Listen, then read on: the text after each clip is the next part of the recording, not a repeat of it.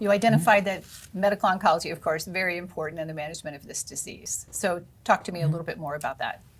Yeah, so as my colleagues mentioned, chemotherapy is a big part of the paradigm for the treatment of most stages of gastric cancer, with the exception of the earliest stages. And it can be either in localized disease to combine with surgery to reduce the risk of recurrence, or it can be used in the more advanced settings to control the disease. And in metastatic cancer, we have at our disposal chemotherapies as well as targeted therapies and immunotherapy as well for some patients. Of course, I think everyone has been hearing an awful lot about immunotherapy. Would you like to explore that a little bit more? Yeah, so immunotherapy has been a very exciting new development in the field of oncology. It is basically this category of drugs that targets your body's own immune system to try to help it to recognize the cancer as foreign and destroy it.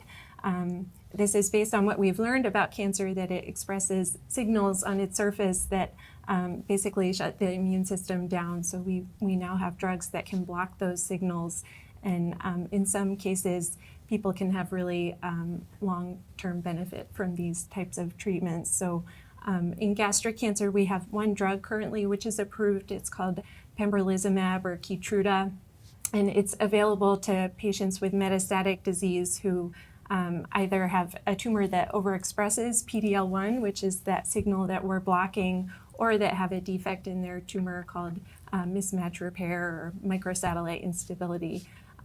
So for those patients, immunotherapy may be a good option for treatment.